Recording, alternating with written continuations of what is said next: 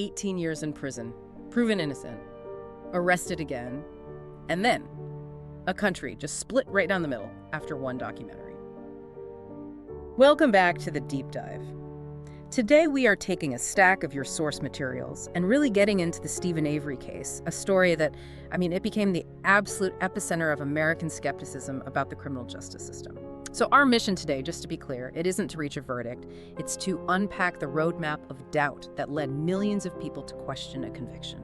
We're looking at this as a study in two colliding narratives, systemic failure on one hand and guilt on the other. And that collision is everything here. For you, the learner, the core puzzle is understanding the incredibly compressed timeline that transformed Steven Avery from a national symbol of justice denied. Right, a man who had proven the system failed him. Exactly. From that into the nation's #1 murder suspect. The speed and the context of that transformation, that's what makes this case so perpetually controversial. Okay, let's unpack this.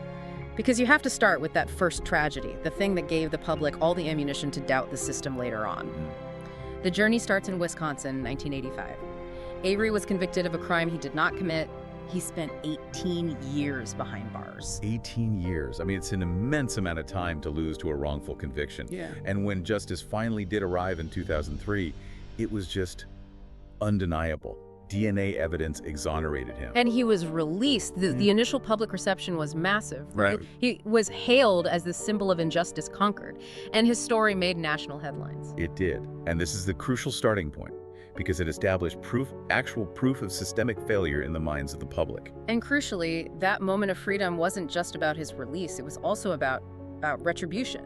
Yeah. The sources highlight an absolute critical piece of context here. Avery didn't just walk free. He immediately filed a massive $36 million civil lawsuit. Yes, against Manitowoc County and several specific law enforcement officials connected to his original wrongful conviction. That lawsuit, it changes everything. It changes the entire dynamic.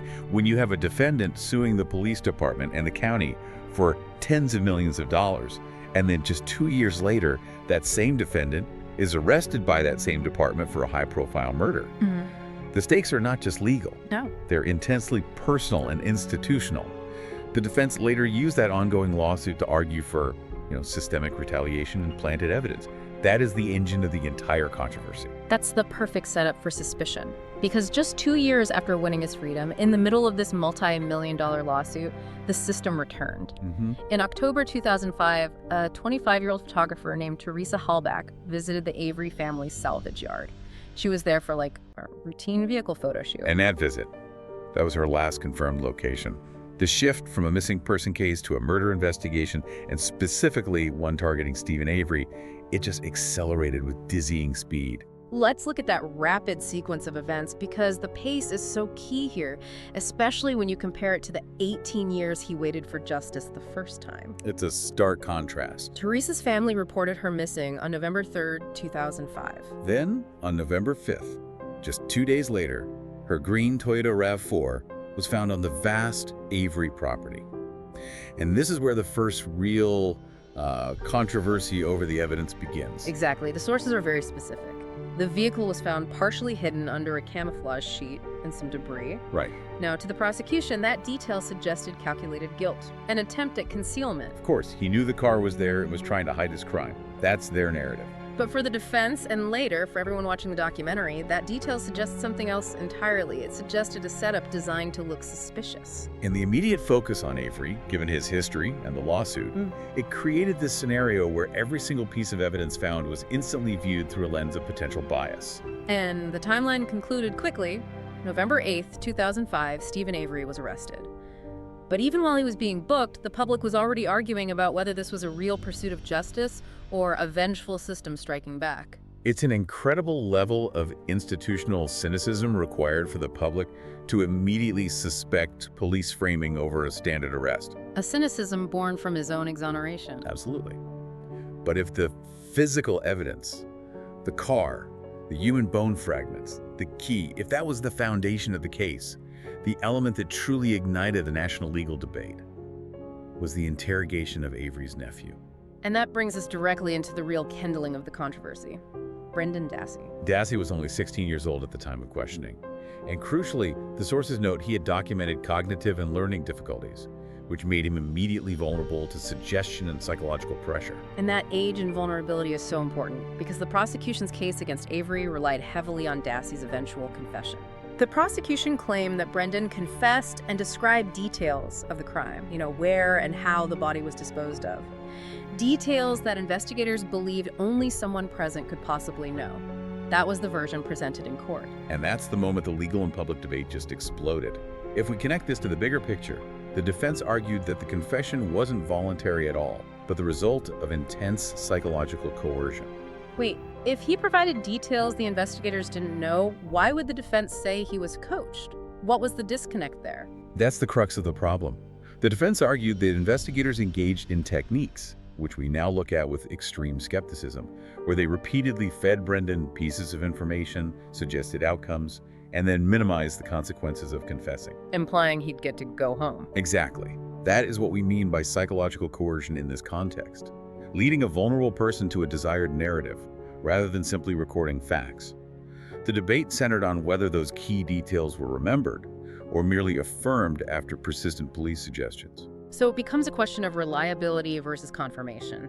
The jury heard the confession, and in 2007, both Steven Avery and Brendan Dassey received long sentences life for Avery.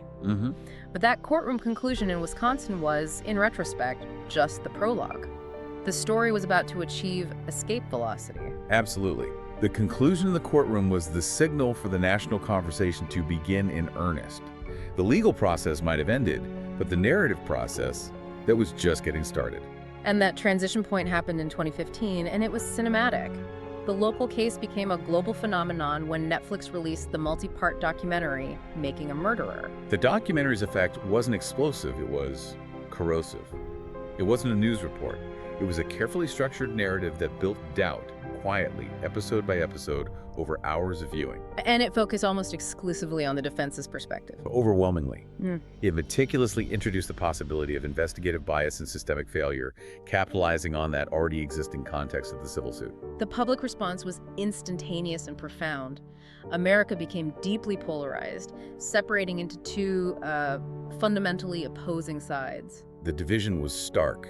One side, deeply influenced by the documentary's tight focus, argued the evidence was planted. And they had specific examples. Well, yes. They pointed to items like the key to Halbach's RV4, which was found days into the search in Avery's bedroom, a location investigators had allegedly searched several times before, and the blood sample from an old vial in evidence. And the other side, acknowledging the strong case from the prosecution and their responsibility to the victim, Teresa Halbach, they argued the counterpoint. The documentary planted emotion. Exactly. They believed the filmmakers edited the material, left out crucial prosecution evidence, and used manipulative pacing and structure to create a misleading narrative of innocence. So manipulating the audience's sense of justice. That was the argument. And the scale of this impact. You, the learner, need to grasp this to understand the depth of the division. This wasn't just some online chatter. The sources confirmed that petitions for a presidential pardon, a highly unusual response to a state case, gathered well over 500,000 signatures. 500,000 people. It dominated late-night television, news channels, and legal commentary for years. And the result was the entire nation debating this one deep philosophical question about media's influence on justice. How much of true crime is truth and how much is narrative? Yes. It forced us to confront the idea that the lens through which we view a case can sometimes become more powerful, more persuasive than the physical facts presented in court. Because when the foundation of institutional trust is already compromised, when the police department involved has already put the defendant away wrongfully for nearly 2 decades, the public is already primed to accept the narrative of a setup. It's a tragic feedback loop between history and perception. That powerful history and the intense media scrutiny, it brings us to the present. To truly understand the ongoing legal drama here, you have to distill it down to the 3 foundational questions that define the debate today. Exactly. Regardless of your personal opinion on the verdict, if you want to understand why this case continues to dominate headlines and legal appeals, you have to understand where the controversy structurally rests. It exists in 3 persistent points of contention. So what does this all mean? The enduring legacy of the Avery case is summarized perfectly by these 3 questions. First, the question of evidence handling and that civil suit. Was the evidence placed or naturally found? And this debate centers entirely on the discovery of the most critical physical evidence: the victim's car key, the blood samples, the bone fragments, and whether their discovery was legitimate or compromised. Second, the interrogation of Brendan Dassey. It remains perpetually controversial. Was the interrogation fair or pressured? That boils down to the question of whether police followed proper protocol with a minor who had learning disabilities, or whether they employed legally questionable tactics that extracted a coerced statement. That's still being fought in appellate courts. And finally, the question about the powerful medium that brought the story to millions. Was the documentary unbiased, or was it emotionally framed? This is the debate about the power of storytelling versus the strict pursuit of judicial truth. And we aren't here to deliver a final verdict. The value for you, the learner, is in recognizing these specific flashpoints of controversy. It's about understanding precisely why this case has permanently fractured public trust and sustained a national conversation for nearly a decade. It's a story that started with 18 years of wrongful imprisonment. The ultimate question the sources leave us with, the final provocative thought for you to mull over, is this. When a justice system fails so publicly the first time, when it costs a man 2 decades of his life, does the public ever grant that system the benefit of the doubt the second time? Especially when millions of dollars and institutional reputations are on the line. Exactly. Or is the ground just permanently fertile for suspicion? And that second question we mentioned, about fairness versus pressure in the interrogation room, that's where we're headed next. The sources contain a fascinating amount of details surrounding these specific tactics used with Brendan Dassey. So next time. Next time, we're doing a dedicated investigation into that specific moment. Was it a confession or was it coercion? Until then, keep questioning.